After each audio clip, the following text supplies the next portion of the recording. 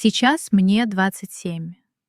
Я сижу в своем кабинете, и кондиционер гудит так тихо, что этот звук можно принять за тишину. На мне пиджак, который стоит больше, чем весь дом моей бабушки в деревне, а на столе лежит договор. Я вычитываю его уже 40 минут. Мой партнер напротив начинает нервничать. Он постукивает дорогой ручкой по столу, но мне плевать. Я не поставлю подпись, пока не пойму смысл каждой запятой. Потому что я знаю цену ошибки. Я знаю, что бывает, когда ты веришь улыбкам, а не документам. Я поднимаю глаза и вижу в отражении оконного стекла женщину с жестким взглядом. Но за этим отражением прячется другая. Та, которой было 22 года.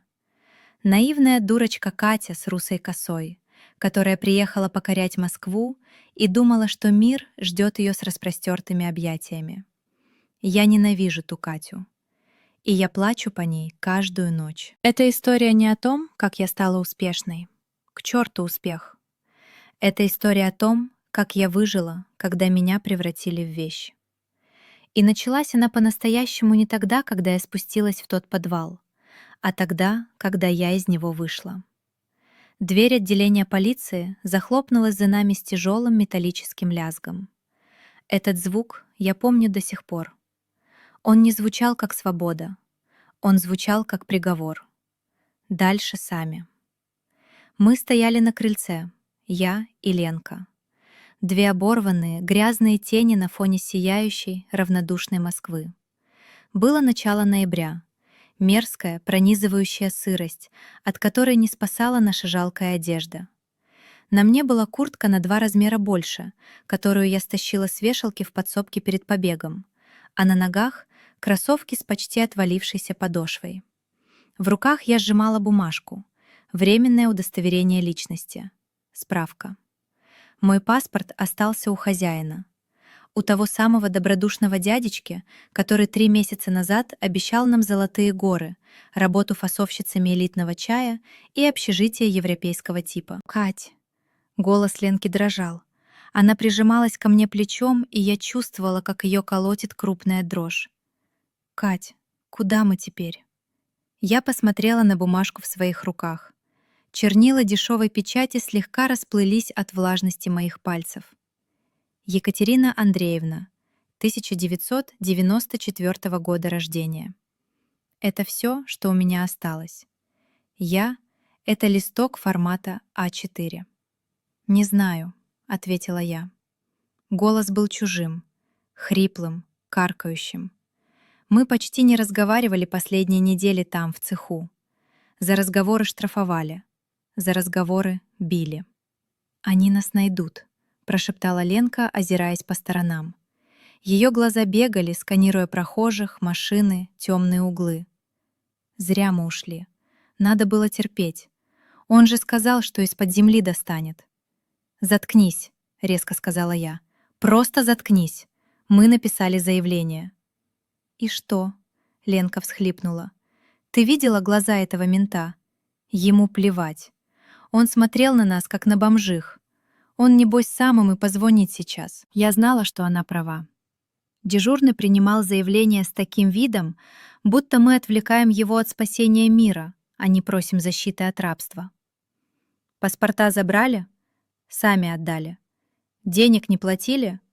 Гражданско-правовые отношения. Идите в суд. Удерживали силой? Но вы же вышли, значит, не так уж и держали. Он записал все лениво, выдал эти справки и выставил нас на улицу. Для системы мы были не жертвами, мы были мусором, статистической погрешностью. Я сделала глубокий вдох. Воздух пах выхлопными газами, мокрым асфальтом и чужими духами. Но в нем не было запаха плесени и хлорки. Это был воздух свободы, и он обжигал легкие холодом. «Идем», — скомандовала я, хватая Ленку за рукав. «Куда?» «Подальше отсюда». Мы шли быстро, почти бежали. Я постоянно оглядывалась. Каждый черный джип казался машиной хозяина. Каждый коренастый мужчина в кожаной куртке напоминал надсмотрщика Рустама.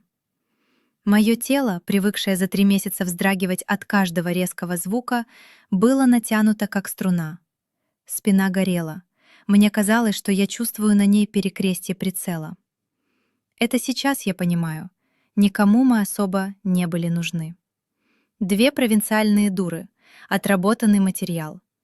На наше место завтра приедет еще десяток таких же Кать или Ног с вокзала, поверивших объявлению на столбе. Но тогда страх был животным. Он был липким, он тек по позвоночнику холодным потом. Мы дошли до какой-то станции метро. Яркие огни, толпы людей, все куда-то спешат, уткнувшись в телефоны. Красивые, чистые, пахнущие кофе и уверенностью. Я смотрела на них и чувствовала ненависть. Они не знали, что в 3 кварталах отсюда, в подвале жилого дома, люди спят на картонках и работают по 18 часов за еду. Они не знали, каково это, когда у тебя забирают имя. «Я есть хочу», — тихо сказала Ленка. Желудок скрутило спазмом при одном упоминании еды. Последний раз мы ели вчера утром, пустую кашу на воде. У меня в кармане, зашитом изнутри булавкой, лежала смятая купюра — 500 рублей. Это было мое сокровище. Я нашла эти деньги на полу в цеху, когда подметала, и чудом успела спрятать в носок до обыска. 3 недели я ходила по лезвию ножа, зная, что если найдут, забьют. Но я хранила их на этот самый случай. Мы подошли к ларьку с шаурмой и хот-догами. Запах жареного мяса и дешевого кетчупа ударил в нос так сильно, что у меня закружилась голова. 2 хот-дога, самых дешевых, сказала я продавцу, стараясь не смотреть ему в глаза. 280, буркнул он, не отрываясь от телефона. Я протянула свои 500 рублей дрожащей рукой. Мне казалось, он сейчас закричит: «Воровка! Откуда деньги?» Но он просто швырнул сдачу на металлический прилавок. 2 монеты по 10 рублей и 2 бумажки по 100. Мы отошли к скамейке в сквере. Я вгрызлась в булку. Это была самая вкусная еда в моей жизни. Дешевая сосиска, состоящая наполовину из сои, наполовину из туалетной бумаги, залитая майонезом. Но это был вкус моего выбора. Я купила это сама. Ленка ела и плакала. Майонез смешивался со слезами на ее щеках. «Кать, давай позвоним маме», — заныла она, проглотив последний кусок. «Попросим денег на билет. Я не могу так. Я домой хочу». Меня передернуло. Домой. В нашу деревню под Рязанью. Я вспомнила, как уезжала. Гордая, в новом платье. «Я еду в Москву. Я буду работать в крупной компании. Вы тут гните спины на огородах, а я человеком стану». Мать плакала, отец хмурился. Соседи завидовали. Вернуться сейчас? Без паспорта? В этой грязной куртке? Рассказать всем, что меня, такую умную и хитрую, развели как последнюю лохушку? Что меня держали в рабстве? В деревне новости разлетаются быстрее ветра. Через час все будут знать, что Катька вернулась. И начнутся шепотки. «Ой, да знаем мы, кем она там работала. В рабстве, ага, конечно. На панели она стояла, вот и выперли». Или еще хуже — жалость. Липкая, унизительная жалость. Бедная девочка, не по зубам ей город оказался. Нет. Я сжала кулаки так, что ногти впились в ладони. Боль отрезвляла. «Мы не поедем домой», — отрезала я. Тон был таким жестким, что Ленка поперхнулась воздухом. «Почему? Мы же погибнем тут, нам спать негде. Если вернемся, мы уже погибли. Только морально. Я не вернусь туда побитой собакой, слышишь? Не вернусь». А что делать? Ленка смотрела на меня с ужасом. Она всегда была ведомой. И там, в цеху, она выжила только потому, что я делилась с ней пайкой и закрывала собой от гнева надсмотрщицы. Искать работу. Искать жилье. Без паспорта? Ленка истерически хохотнула. «Кто нас возьмет? Только такие же, как они». Я огляделась. На столбе рядом со скамейкой висело яркое объявление. Желтая бумага, черные жирные буквы. Работа. Вахта. Жилье и питание бесплатно. Берем без опыта и документов. Меня затошнило. Физически. К горлу подкатил ком из только что съеденного хот-дога. Буквы плясали перед глазами. Именно такое объявление я сорвала 3 месяца назад на вокзале. Жилье бесплатно. Бесплатный сыр бывает только в мышеловке, но тогда я думала, что я особенная мышь, которая съест сыр и не попадется. Теперь эти слова «жилье бесплатно» вызывали у меня паническую атаку. Я знала, что за ними стоит. Двухъярусные нары в душной комнате без окон. Отсутствие ручек на дверях изнутри. Охранник на входе. И работа, работа, работа, пока не упадешь. «Нет», — прошептала я, — «по таким объявлениям мы больше не звоним. Никогда».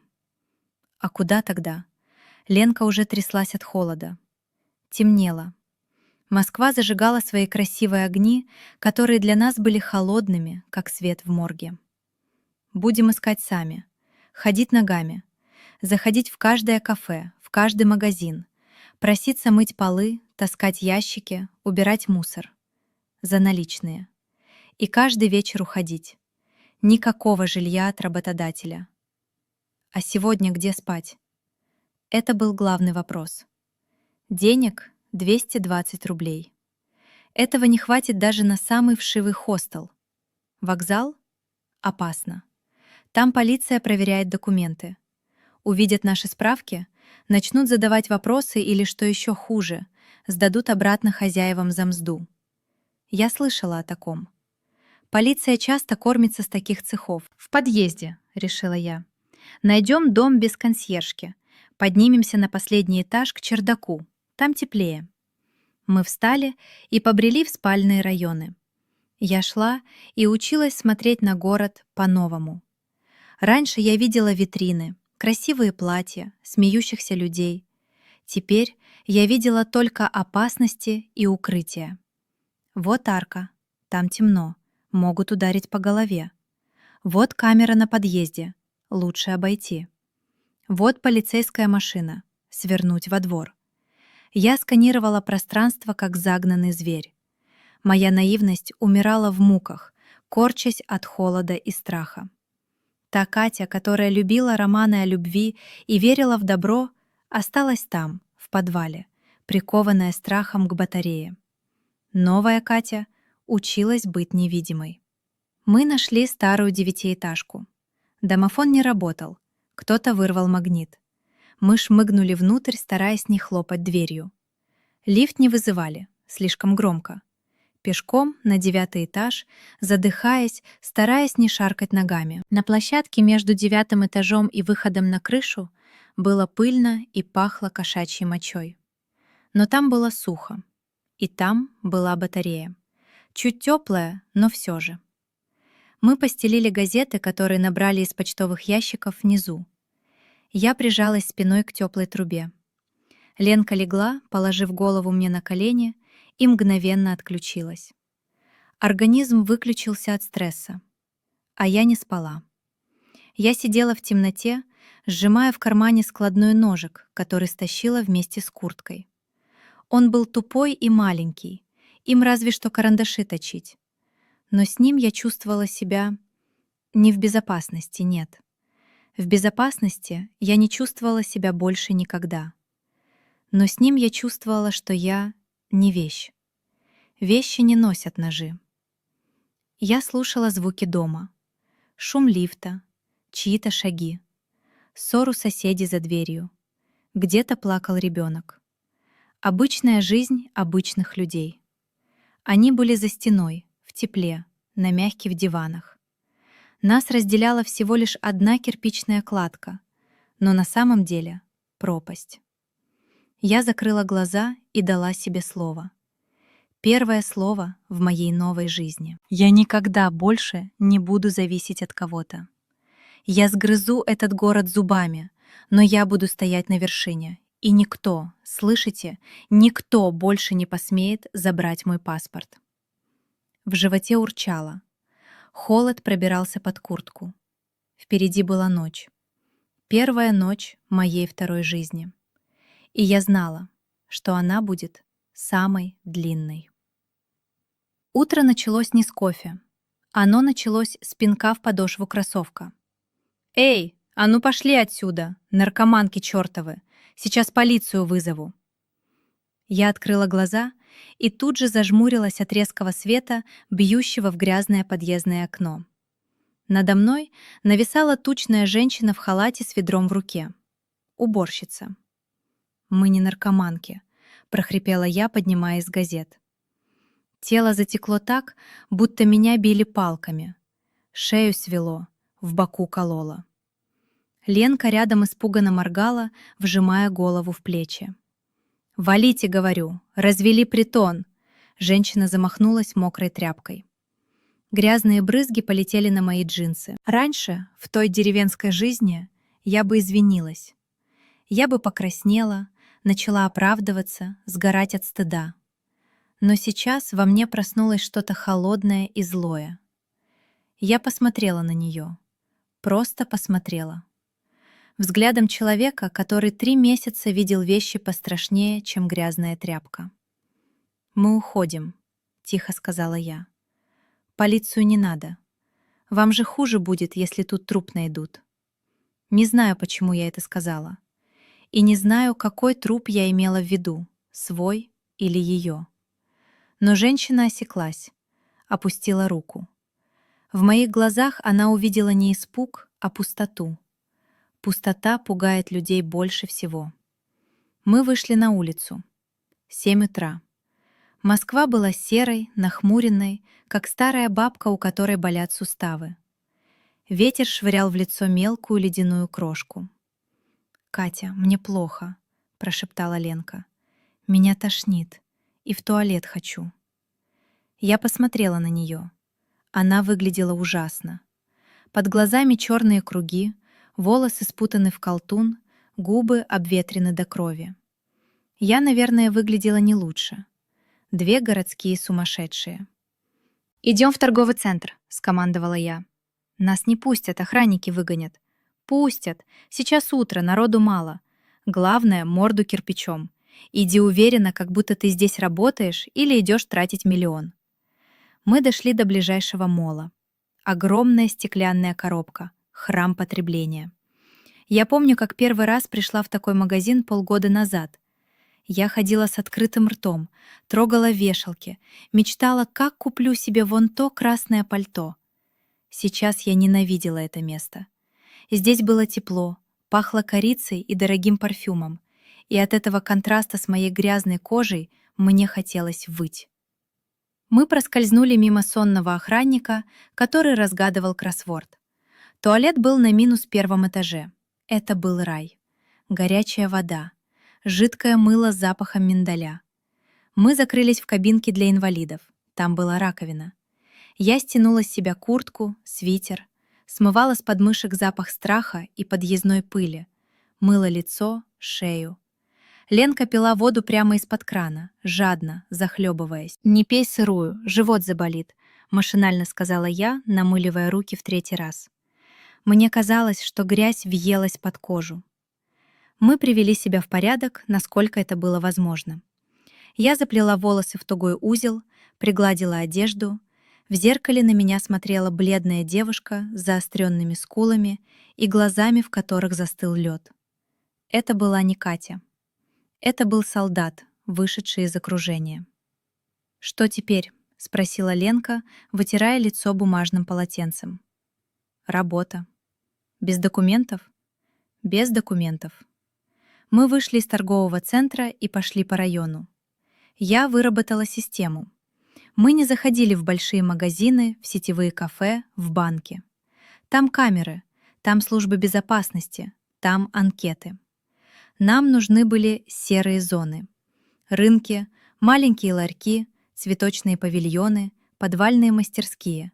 Места, где закон — это настроение хозяина. Я заходила первой. Ленка жалась за спиной. «Здравствуйте, вам помощница не нужна? Полы помыть, товар разложить, мусор вынести. Гражданство, регистрация, медкнижка». Вопросы летели, как пулеметная очередь. «Документы на восстановление. Украли. Есть справка из полиции. Я работящая, не пью». В 9 случаях из 10 нас посылали. Грубо, матом или просто молча указывали на дверь. «Иди отсюда, голодранка. Проверки мне тут еще не хватало». «Девушка, мы тут не благотворительный фонд. Каждый отказ бил по самолюбию, но я запретила себе чувствовать. Я включила режим робота. Зашла, спросила, послали, вышла. Следующая дверь. Около полудня мы забрели на небольшой продуктовый рынок возле метро. Ряды с овощами, фруктами, соленьями.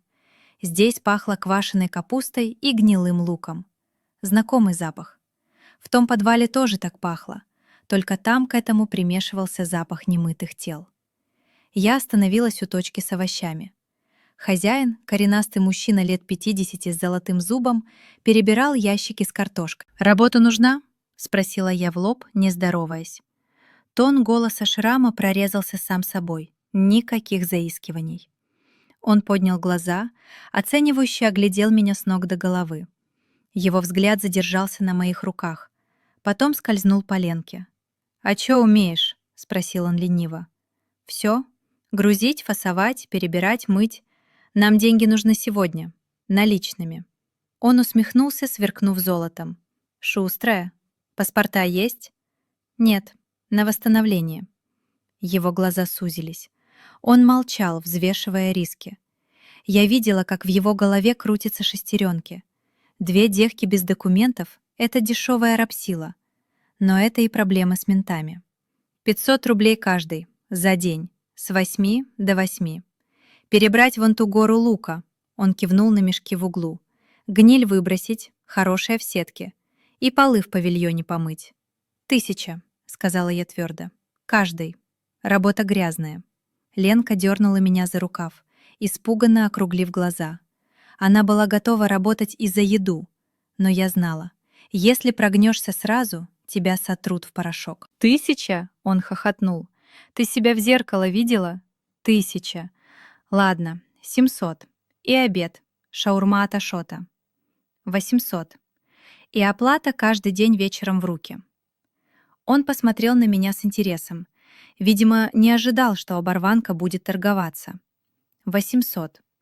Но если хоть одна луковица гнилая в сетку попадет, вышвырну без копейки. И паспорт. Тьфу, справку свою покажи хоть, чтобы я знал, кого потом искать, если кассу обчистите. Я напряглась. Кассу мы трогать не будем, и искать нас не надо. Мы работаем, вы платите. Справку покажу из своих рук. Фотографировать не дам. Он хмыкнул, но кивнул. Зовут как? Катя. Это Лена. Арсен, буркнул он. Вон фартуки, приступайте. Мы надели прорезиненные грязные фартуки поверх курток. Холод в павильоне стоял собачий, двери были нараспашку. Мы сели на перевернутые ящики и начали перебирать лук. Это был ад. Через 10 минут глаза щипало так, что слезы текли ручьем.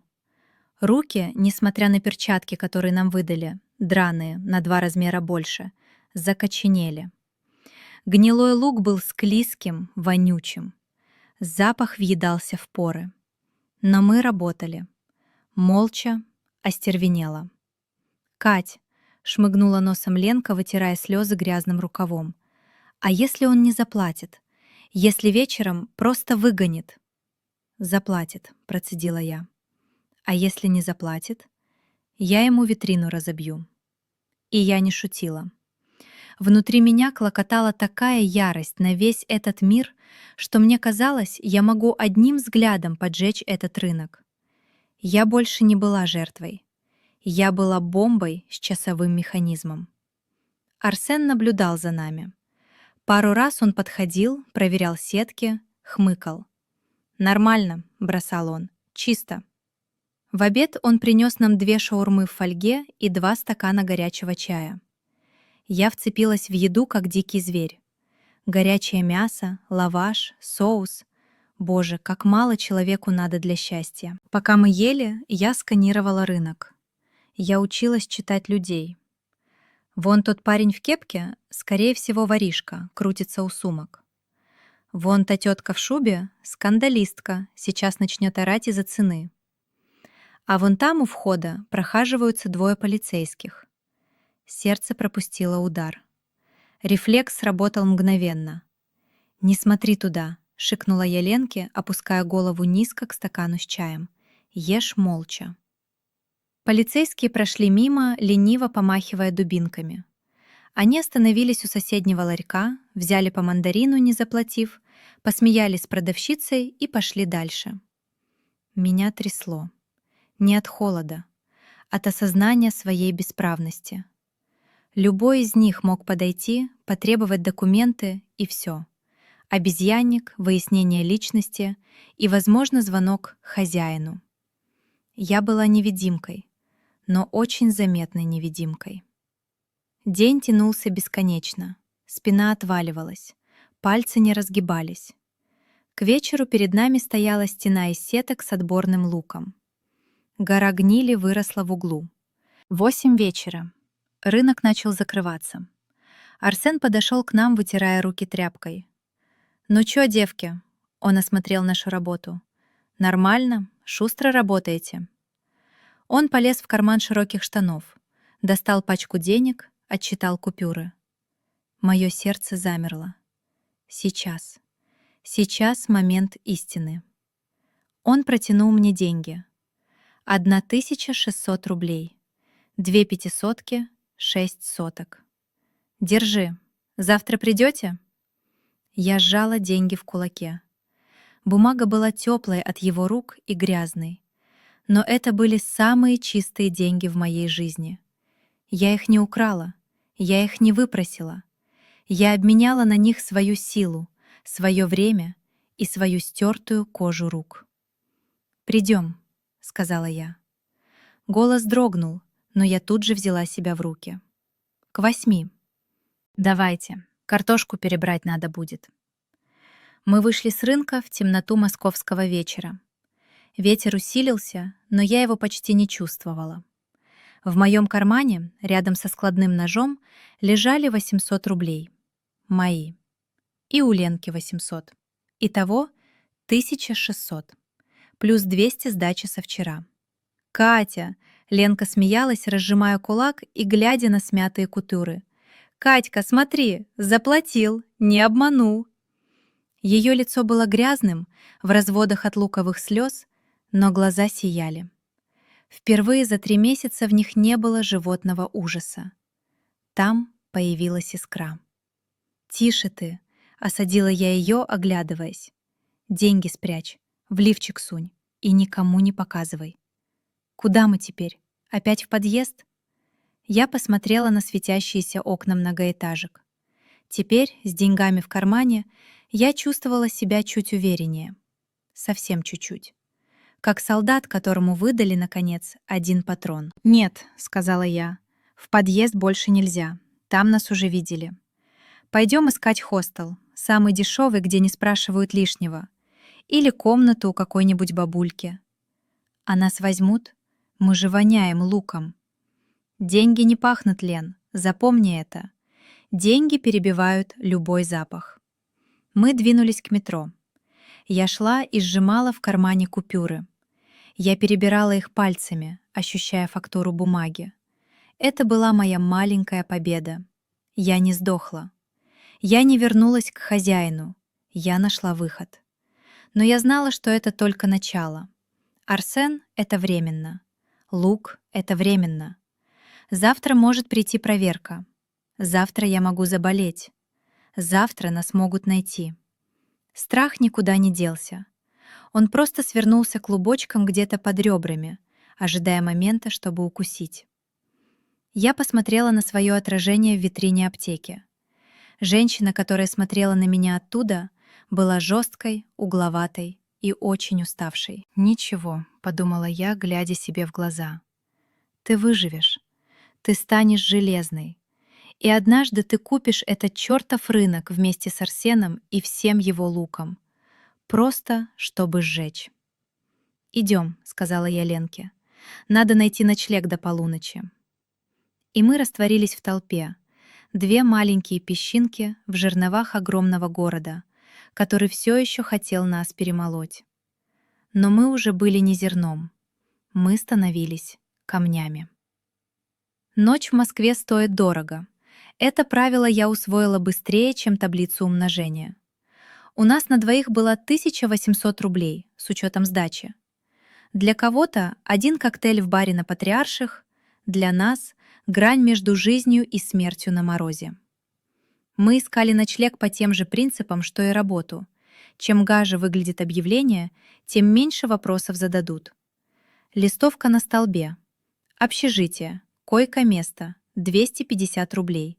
Без залога. Адрес вел в промзону. Мы шли мимо гаражей, где выли собаки, и каждый их вой отдавался у меня под лопаткой.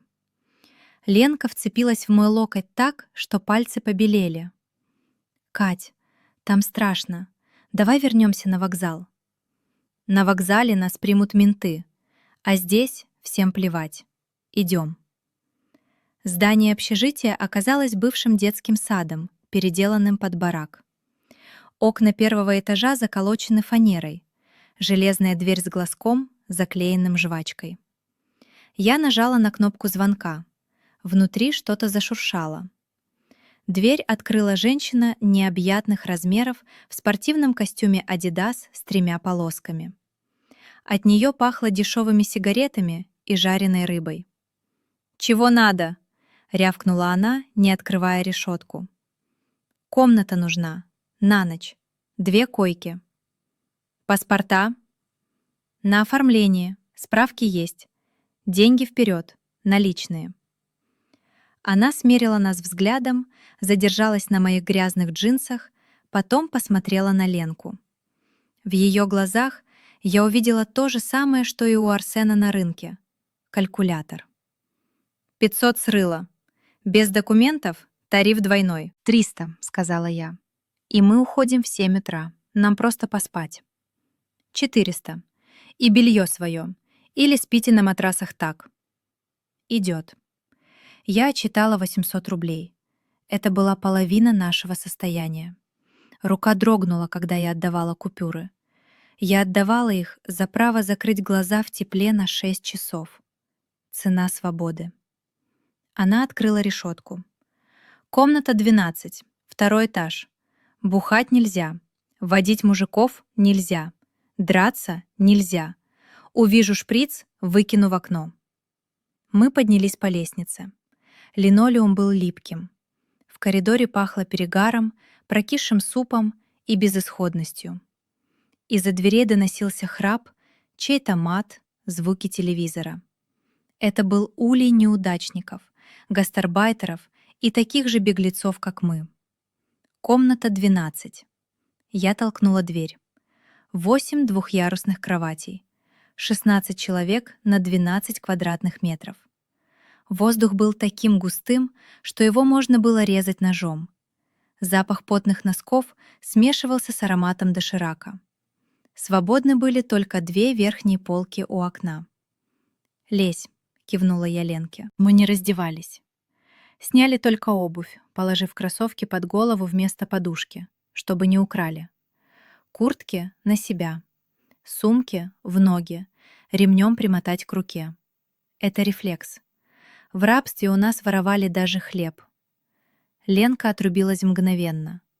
А я лежала и смотрела в потолок, на котором желтели разводы от протечек. Я слышала, как дышит 15 чужих женщин. Кто-то стонал во сне, кто-то шептал молитвы на незнакомом языке. И тут меня накрыло. Я посмотрела на дверь. Она была закрыта. Обычная деревянная дверь, выкрашенная белой краской.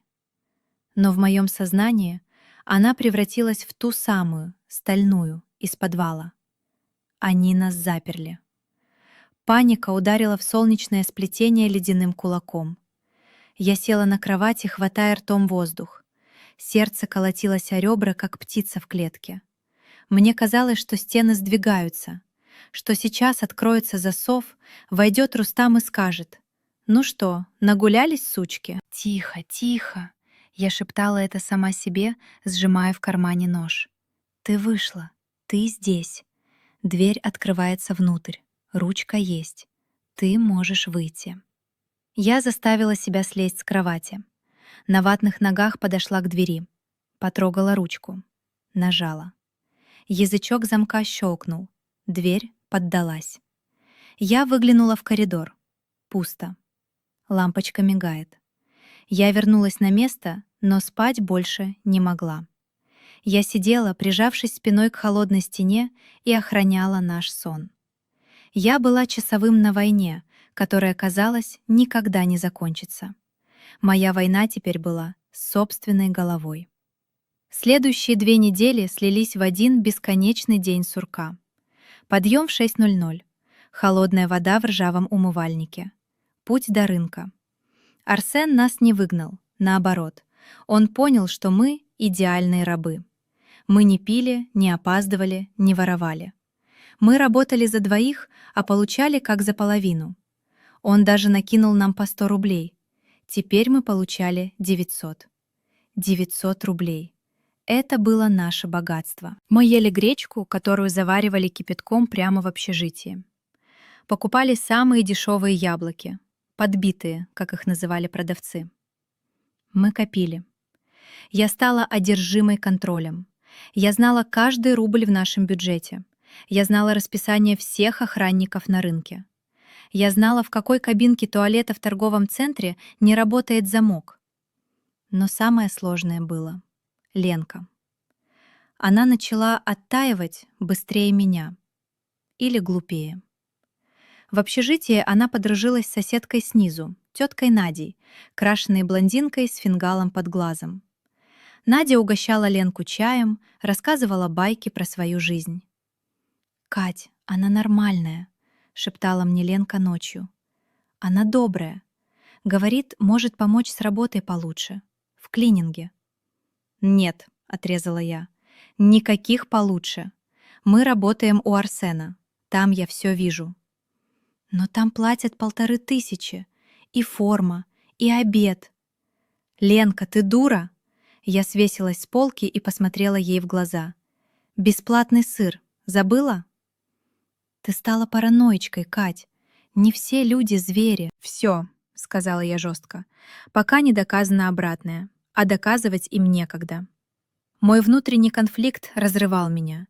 Часть меня, та 22-летняя, хотела верить, хотела тепла, хотела чая с конфетами и женских разговоров. Но голос шрама внутри орал: «Не верь, это ловушка». И он оказался прав. Однажды вечером Надя пришла не одна. С ней был мужик. Скользкий тип в кожаной куртке, от которого за версту несло дешевым одеколоном и проблемами. Они сидели на кухне общежития. Ленка как раз заваривала нам чай. «Вот, Леночка», — щебетала Надя, — «это Виталий Сергеевич. Он набирает девочек на уборку коттеджей. Элитный поселок. Жилье там же, в домике для прислуги. Зарплата 40 000». Я вошла в кухню в тот момент, когда Ленка уже открыла рот, чтобы согласиться. Виталий Сергеевич улыбался. Улыбка у него была добрая, отеческая. Точно такая же, как у того, кто забрал у меня паспорт 3 месяца назад. Меня словно током ударило. Я увидела его глаза. Они не улыбались. Они оценивали товар. Зубы, шерсть, копыта. «Паспорт нужен?» — спросил он вкратчиво. «Или как у вас с документами?» «У нас справки», — радостно сообщила Ленка. «Но мы восстановим». «Ничего страшного», — он махнул рукой. «Договоримся. Я сам все оформлю. Вы же девочки видные, работящие.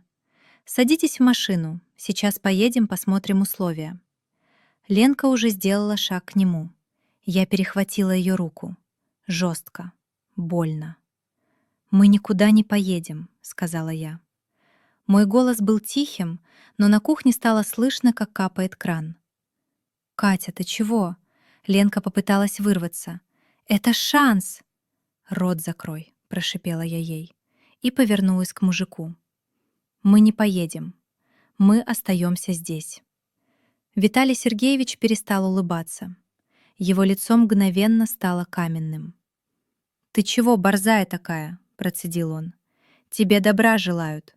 «Я знаю ваше добро», — сказала я, глядя ему прямо в переносицу. «Оно в подвалах хранится. И паспорта вы оформляете в сейф.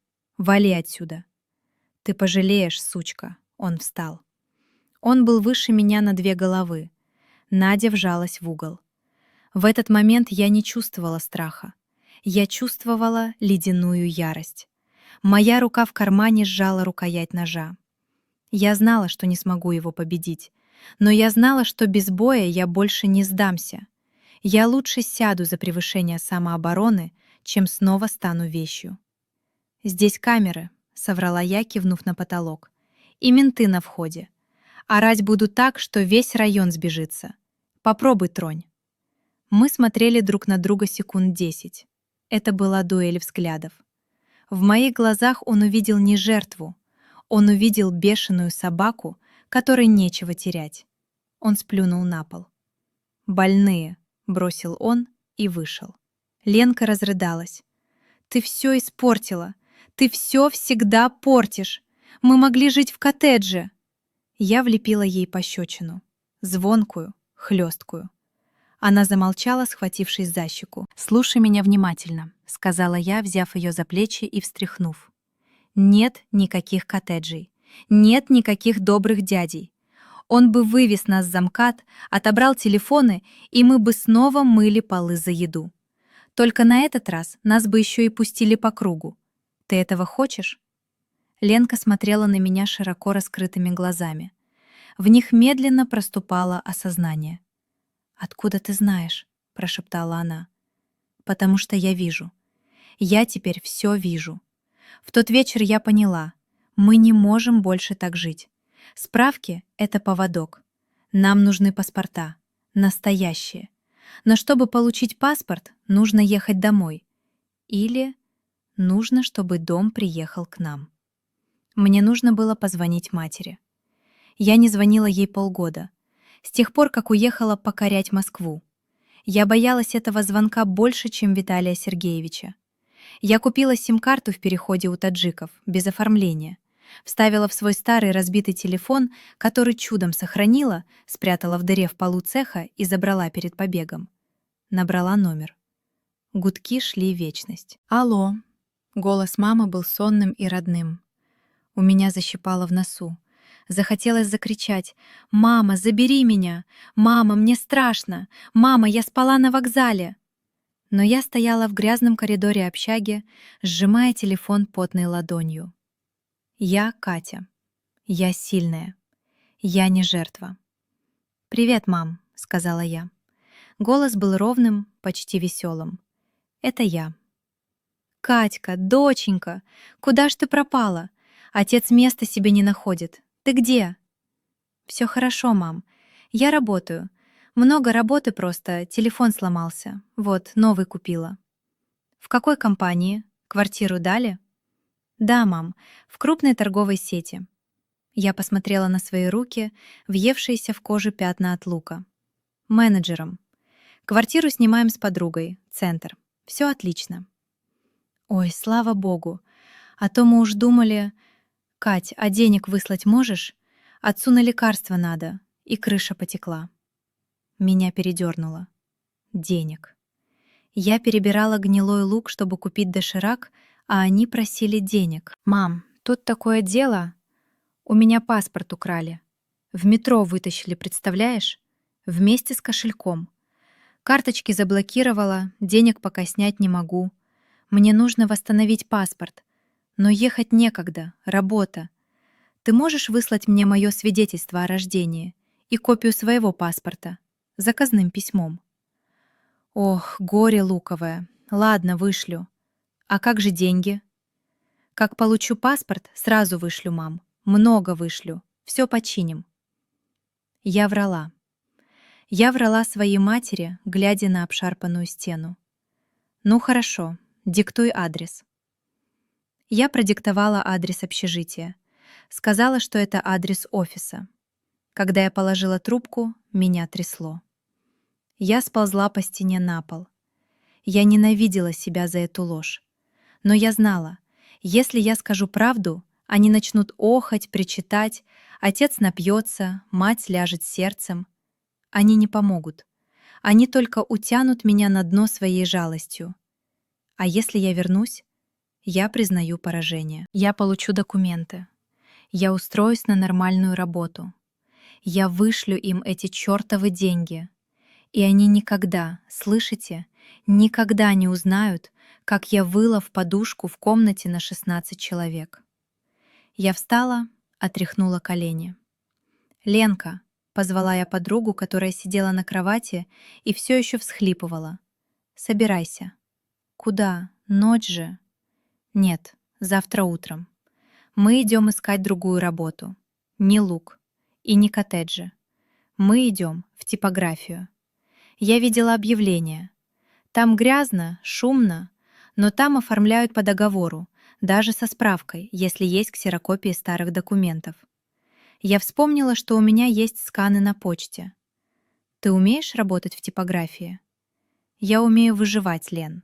Научусь и бумагу резать. Я посмотрела в окно. Москва сияла огнями. Где-то там, в этих огнях, люди пили вино и обсуждали отпуск. Я ненавидела их. Но я поклялась себе. Однажды я буду среди них. И я буду смотреть на этот город не снизу вверх, из подвала, а сверху вниз. Я потрогала карман. Нож был на месте. Справка была на месте. Моя воля была на месте. Вторая кожа начала нарастать. Она была грубой, шершавой, но она защищала. Я становилась бронированной. Запах типографии я не забуду никогда. Это была смесь растворителя, горячей бумаги и остывающего кофе. Для нормального человека — вонь. Для меня в тот момент это был запах кислорода.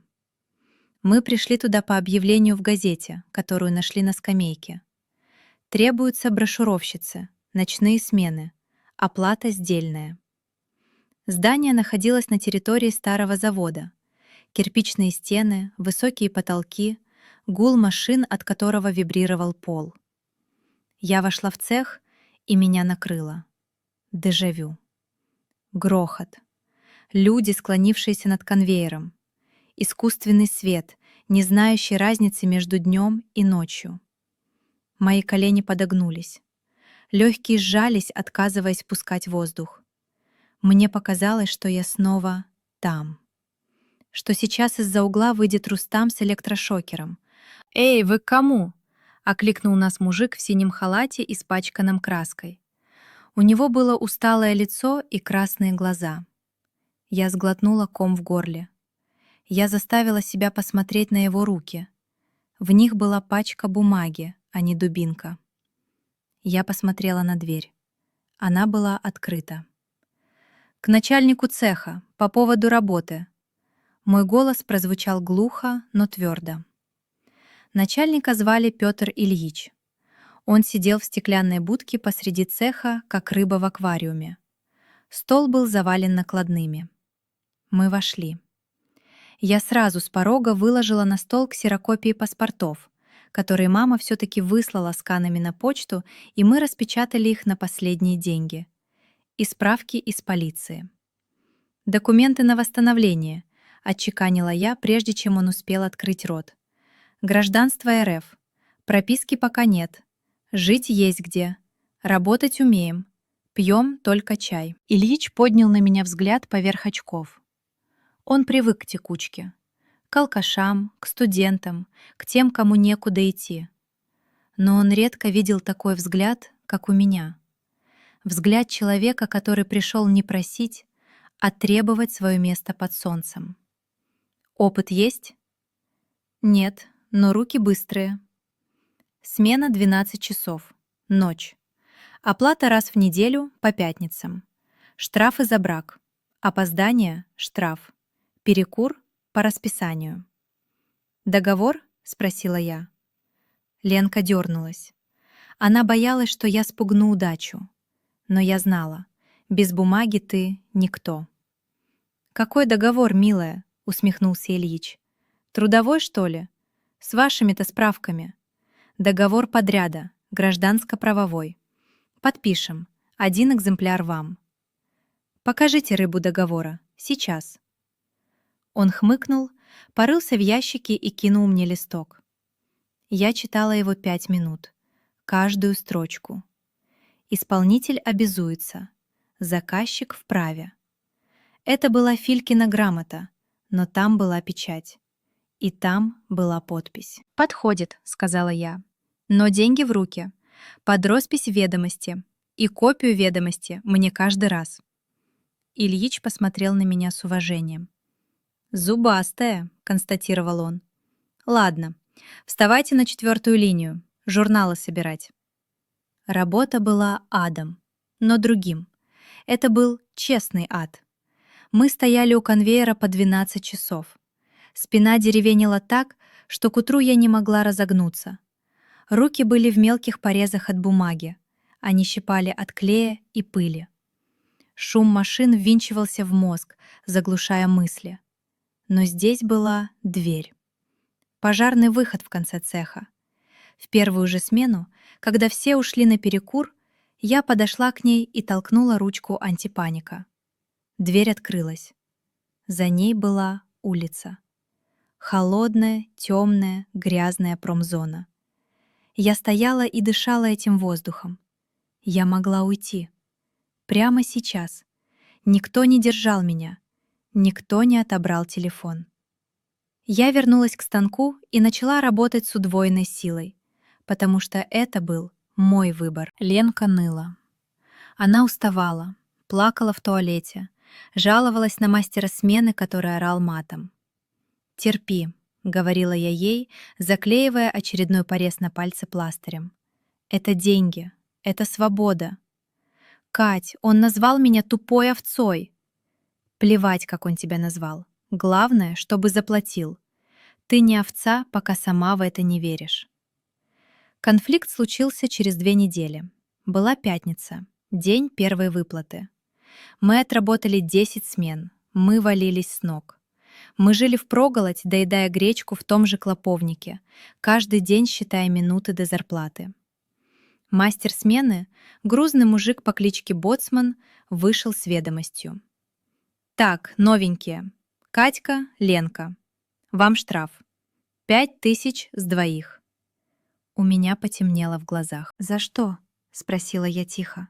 Шум машин вдруг стал далеким. «За брак. В среду тираж запороли, обложки криво поклеили». Это была ложь. Я помню среду. Я проверяла каждый экземпляр. Я была маньяком контроля. «Это неправда», — сказала я, делая шаг вперед. «Покажите брак». «Утилизировали уже», — буркнул боцман, не глядя мне в глаза. «Скажите спасибо, что вообще не уволил. Берите, что дают, и валите». Он протянул конверт, в котором было на 5000 меньше. Для нас это были деньги на аренду комнаты. Это был наш билет из общежития. Во мне поднялась та самая черная волна. Но теперь это был не страх. Это была холодная, расчетливая ярость. Я не стала кричать. Я не стала плакать, как Ленка, которая уже осела на пол. Я подошла к столу Ильича. Он уже собирался уходить домой. «Пётр Ильич», — сказала я, — «боцман ворует». Ильич замер, надевая пальто. «Чего?» Он списал на нас брак, которого не было. Тираж ушел заказчику, я видела накладные на отгрузки. Если тираж ушел полностью, значит, брака не было. Либо он врет, либо вы отгрузили заказчику брак. Если вы отгрузили брак, у вас будут проблемы с клиентом. Если брака не было, боцман кладет наши 5000 себе в карман. В цеху повисла тишина. Работяги перестали шуршать бумагой. Боцман побагровел. «Ты чё несёшь, шмара?» — заорал он, двигаясь на меня. Я не отступила. Я стояла прямо, руки по швам. Я смотрела на Ильича. «Проверьте накладные отгрузки за среду», — сказала я ледяным тоном. Заказ номер 452. Тираж 10 тысяч. Отгружено 10 тысяч. Где брак, Петр Ильич? Я знала эти цифры, потому что у меня была фотографическая память на документы. Я читала все, что попадалось под руку. Ильич посмотрел на меня, потом на красного боцмана. Он был тертым калачом. Он все понял. «Боцман», — устало сказал он, — «отдай девкам деньги». «Да ты чё, Петрович, она же...» «Отдай, и чтобы я больше этого цирка не видел». Боцман швырнул мне 2 мятые купюры. Он смотрел на меня с ненавистью, но в его глазах был и страх. Страх перед тем, кто не боится. Я подняла деньги с пола, спокойно, не торопясь. Разгладила их, положила в карман. «Спасибо», — сказала я Ильичу. «До понедельника». Мы вышли из типографии. Ленка тряслась, хватала меня за руки. «Катя, ты сумасшедшая, он же нас убьет!» «Не убьет», — сказала я, глядя на серое московское небо. «Он трус. Они все трусы, Лен. Они сильные только тогда, когда мы слабые». В тот момент я поняла. Моя наивность умерла окончательно. Я сняла кожу жертвы, как змея сбрасывает старую шкуру. Под ней оказалась броня. Шрамы остались, но они больше не болели. Они напоминали. Вечером того же дня мы сняли комнату. Это была крошечная комната в двушке на окраине, с хозяйкой, глухой бабушкой. Там пахло лекарствами и старостью, но там было чисто. Там были обои в цветочек, и там была дверь с замком. Я помню этот момент. Я вставила ключ в скважину, повернула его. 2 оборота. Щелк, щелк. Я закрылась изнутри. Не меня закрыли. Я закрылась сама. Я села на старый диван. Пружина впилась мне в бедро, но это было самое приятное ощущение в мире. Я достала из кармана конверт с деньгами. Первая зарплата. Настоящая. Полная. Я разложила купюры на покрывале. Это были не просто бумажки. Это были кирпичи. Кирпичи, из которых я начну строить свою крепость. Ленка уже спала на соседней кровати, счастливая, чистая. А я подошла к окну. Внизу шумела Москва. Огромный, равнодушный монстр из бетона и стекла. Город, который переживал меня и выплюнул. Но он не смог меня проглотить. Я прижалась лбом к холодному стеклу. «Ты меня не сломал», — прошептала я своему отражению. «Слышишь? Я живая». В кармане завибрировал телефон. Пришло СМС от мамы. «Дочка, документы пришли. Как у тебя дела?» Я посмотрела на экран. Я знала, что отвечу. Я больше не буду врать про успешный успех. Но я и не буду плакать. «Все нормально, мам. Я работаю. Я справляюсь. Скоро приеду в гости. С паспортом». Я легла на диван. Впервые за полгода я не положила нож под подушку. Я положила его на тумбочку рядом. Я закрыла глаза. Темнота больше не пугала меня, потому что я знала, я сама могу включить свет, когда захочу. Сейчас мне 27. Я подписываю договор. Мой партнер улыбается, жмет мне руку. Он думает, что я жесткая стерва, которая выбила себе лучшие условия из-за жадности. Он ошибается. Я выбила лучшие условия, потому что я знаю цену свободы. Я выхожу из офиса в центре Москвы, сажусь в свою машину, включаю обогрев руля. Тепло разливается по ладоням. Иногда, когда я стою в пробке и смотрю на серые лица людей в метро, меня накрывает. Я чувствую запах той подвальной сырости. Я слышу лязг засова. Сердце пропускает удар. Тогда я делаю глубокий вдох. Я трогаю паспорт, который лежит во внутреннем кармане моей дорогой сумки. Я трогаю шрам на запястье, след от наручников, которые я не стала сводить лазером. Это моя цена. Это моя память. Я смотрю на город. Он все так же жесток, но теперь мы с ним партнеры. Мы выжили, Катя, говорю я себе в зеркало заднего вида. Мы выжили. И нажимаю на газ.